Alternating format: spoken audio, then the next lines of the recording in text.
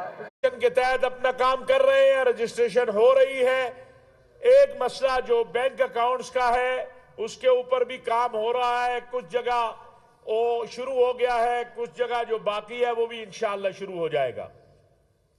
इस ऑर्डिनेंस से डीजीआरई का जो निजाम है उस पर कोई फर्क नहीं आएगा। इसको इस तरह पेश करना या इसका ये तस्वुर बना ले कोई एक तरफ या दूसरी तरफ कि खुदा न खास्ता कोई फाते हो गया या कोई मफ्तू हो गया, तो मैं समझता हूं ये बहुत ही अफसोसनाक बात होगी। दोनों जो फरीक थे, कह ले फरीक तो नहीं, दो नुक्ता नजर थे, दोनों को इस ऑर्डिनेंस में माना गया है, दोनों के मुतालबे को तस्लीम किया गया है। डीजीआरई का निजाम चारों सूबों में मौजूद है, वो अपना काम कर रहा है, अपना काम करता रहेगा। रजिस्ट्रेशनें हो रही हैं और होंगी इंशाअल्लाह। बल्कि मैं ये समझता हूं कि इस सारी फिजा के अंदर लोगों को और हमारे मदारिस के जिम्मेदारान को भी ये बात मालूम हुई है कि वजारत तालीम का जो निज़ाम है उसमें सहूलत क्या है, उसमें इफादियत क्या है, उसका जो है दायरा कार क्या है, और जो वजारत सनत के साथ जाना चाहते हैं हमें कोई एतराज़ नहीं है। हमने पहले दिन से ये मौक़िफ़ रखा और आज भी हमारा ये मौक़िफ़ है कि मदरसे को मजबूत होना चाहिए, मदरसे की आज़ादी और खुद मुख्तारी बरकरार रहनी चाहिए। मदारिस के अंदर जो दीनी निसाब पढ़ाया जाता है उसके ऊपर कोई ना प्रेशर है। ये बिल्कुल मैं बमागे दोहल ये बात कहना चाहता हूँ। और मैं मीडिया मौजूद है, कोई एक इदारा बता दिया जाए जिसको हुकूमत ने या महकमा तालीम ने प्रेशराइज किया हो कि वो अपना दीनी निसाब को तब्दील करे। हमारे मदारिस क़ाल अल्लाह व क़ाल रसूलुल्लाह पढ़ने पढ़ाने का मरकज है और ये इंशाअल्लाह क़यामत की सुबह तक रहेंगे। हम कल भी मदारिस के चौकीदार थे, आज भी हैं और आइंदा भी रहेंगे।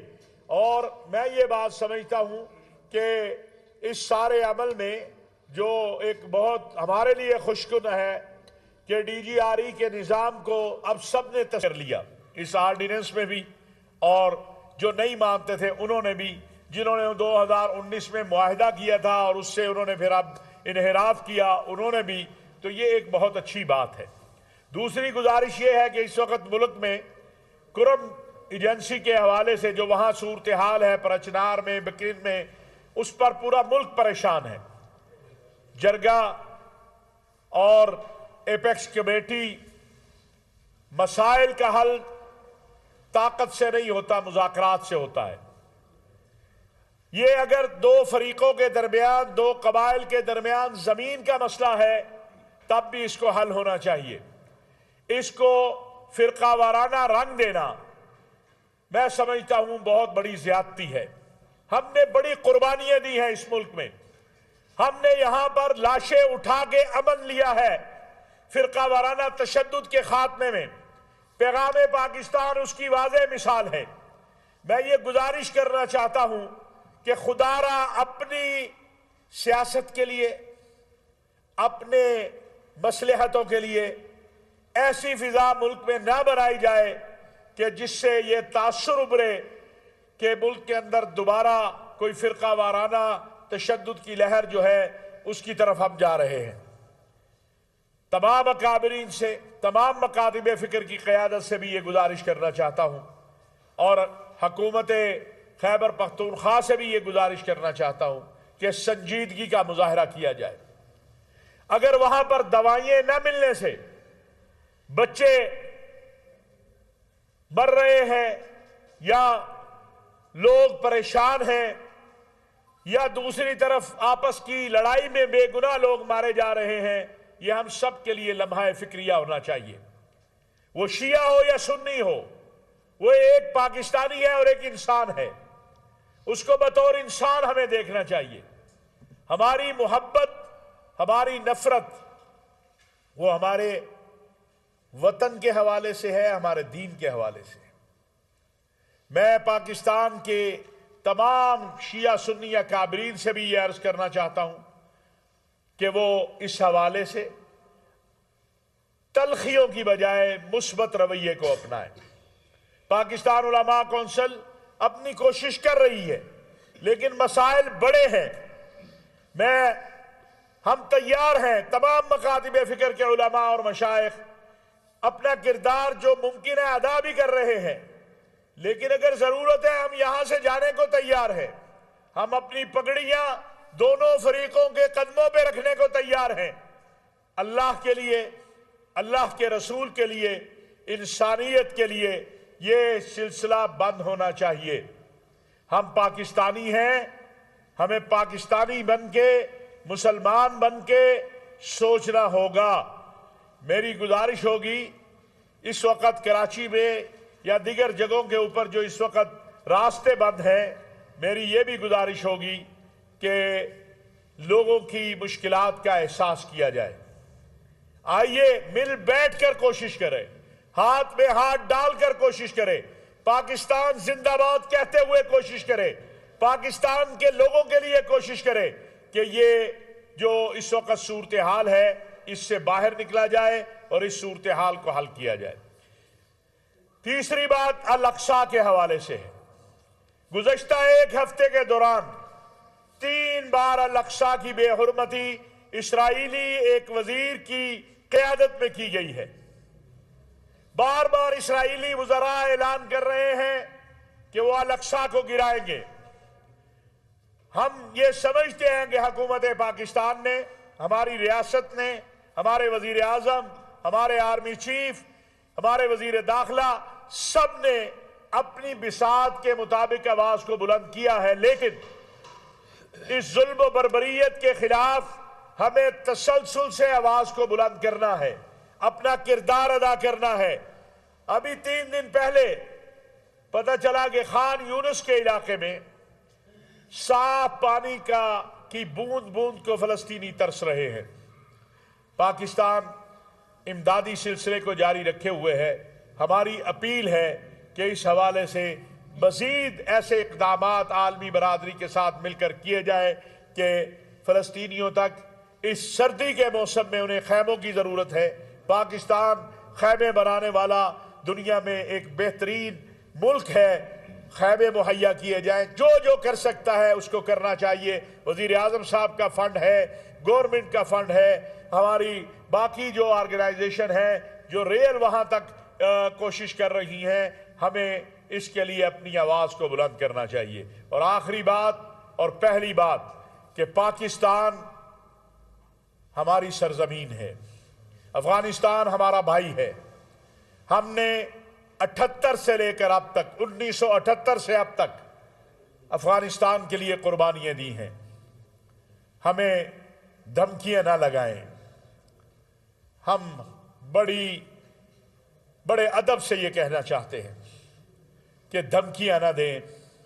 हमारा सवाल आपसे ये है कि हमारी मस्जिदों को लहूलुहान करने वाले, हमारी इमाम बारगाहों को, चर्चों को, हमारे उलमा को शहीद करने वाले, हमारी आवाम को कत्ल करने वाले, हमारी सिक्योरिटी फोर्सेस पे हमला करने वाले, अगर आप हमारे भाई हैं तो फिर वो आपकी पनाह में क्यों हैं?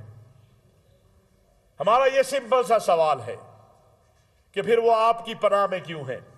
हमने तो भाई बनकर दिखाया, दुनिया ने देखा। ऐसा इस्लामी मुल्क भी है जहां अफगान मुहाजिरीन गए, वो अब उस एरिया से बाहर नहीं जा सकते, कैंपों से बाहर नहीं जा सकते। हमने तो पूरा मुल्क आपको दे दिया, हमने तो अपनी मईशत और मुआशरत में आपको शामिल कर लिया। हमें तो खुशी थी कि जो हिंदुस्तान की माँ पर पाकिस्तान में कत्लेआम करवाने वाले थे, उनकी हुकूमत चली गई, आपकी हुकूमत आई। आपके हम ये तवक्को नहीं रखते थे। आज भी हम ये कहना चाहते हैं कि अल्हम्दुलिल्लाह पाकिस्तान कोई कमज़ोर मुल्क नहीं है। पाकिस्तान अल्लाह के फजलो करम और एहसान से दुनिया इस्लाम की एटमी क़ुव्वत है।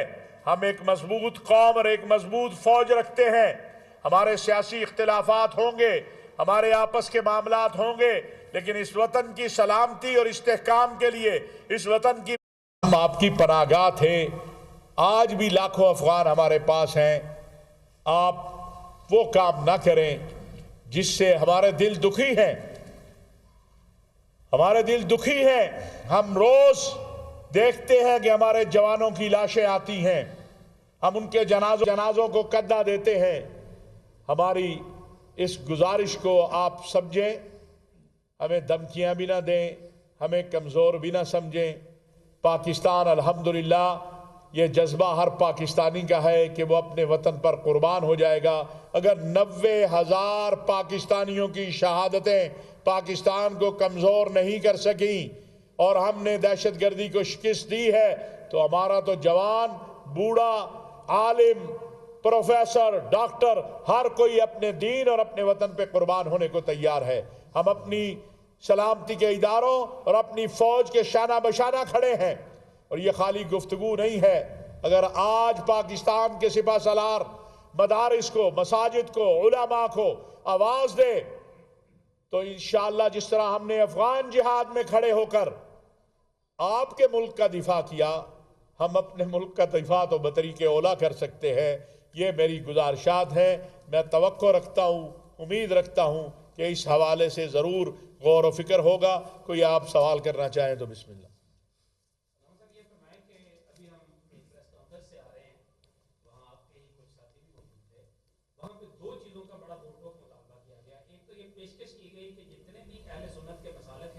वो अपना असला हुकूमत को जमा करवाने को तैयार है अकॉर्डिंग टू एपेक्स कमेटी और जिद्दा, और दूसरा वो वहां पे ऑपरेशन का मुतालबा कर रहे हैं।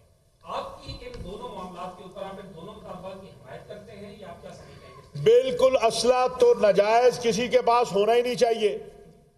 वो सिर्फ परचनार या उस इलाके में क्यों, पूरे मुल्क के अंदर किसी के पास असला नहीं होना चाहिए।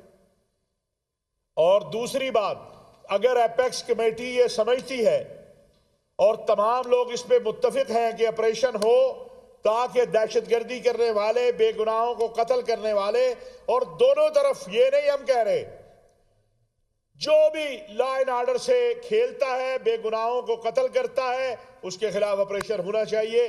क्यों नहीं होना चाहिए? हमें यह समझ नहीं आती है कि नाजायज असला क्यों रखना है। जब आपका मुआहिदा हो जाए, फरीकैन बैठ के तय कर लें, तो उसके बाद उनको क्यों असले की जरूरत है?